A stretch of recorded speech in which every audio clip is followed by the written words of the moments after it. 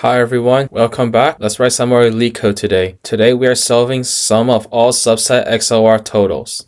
So the problem states that we will be given an array nums and we want to return the sum of all the XOR totals or the exclusive OR totals for every subset of nums. So if we look at this example has three subsets. So we have 1 itself, 3 itself, and 1 and 3. And the exclusive ORs is 1, 3, and the exclusive OR of 1 and 3 would be 2.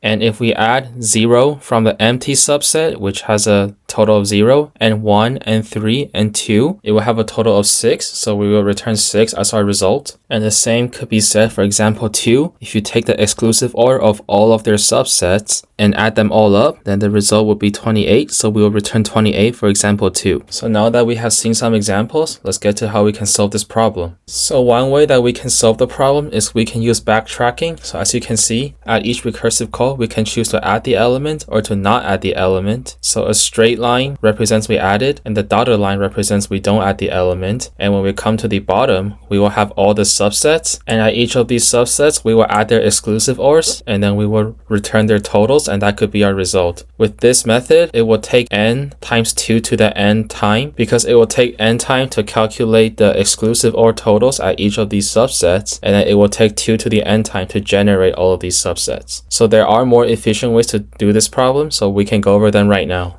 To save some time, we can just calculate the exclusive OR as we are backtracking, so the time can be 2 to the n rather than n times 2 to the n, since we don't have to do any more calculations after we have finished recursively backtracking. But there is still a faster way to solve this, so we can go over that way right now. So the most efficient way to solve this problem is actually quite clever, but I'll explain how it works after. So what we can do is we can perform an OR operation on all of the elements. So as you can see for this example, it would be 1, 1, 1. And then we will add zeros to the end depending on the length of the array. And the number of zeros that we will add would be the length of the array minus 1, 0. So for this example, we have 3 elements and 3 minus 1 is 2. So we will add 2 zeros to the end. And if you do the conversion, the binary representation of this number would be 28 in decimal form. And as you can see, this example does return 28, but let me explain how it works. So in an OR operation, as long as there is a 1 in the digit, then the bottom can be 1 down here. However, in an exclusive OR operation, there needs to be an odd number of 1s. If there are an even number of 1s, then it still cancels down to 0. And if you do the math, half of the numbers are odd and half of the numbers are even, which means that among all the 1s that satisfy OR statements, only half of them will satisfy the exclusive OR statements. Now, in a binary representation, we know this represents 2 to the 0 power, which is 1. This represents 2 to the 1 power, which is 2. This represents 2 to the second power, which is 4. And this represents 2 to the third power, which is 8.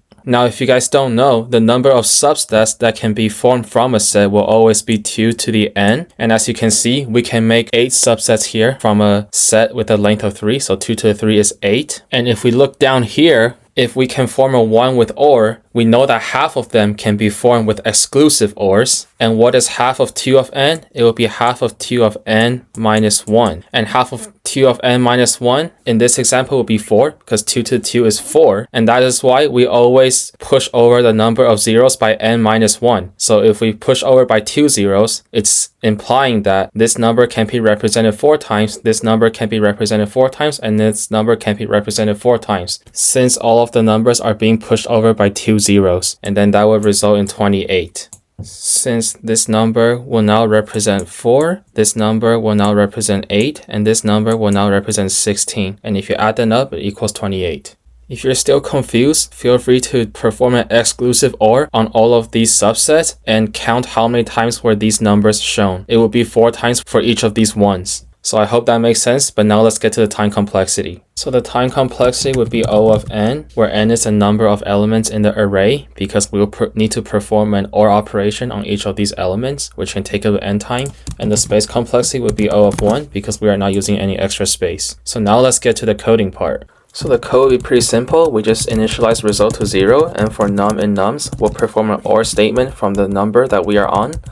So result OR num, and then we will return result shifted by the length of nums minus 1 to the left.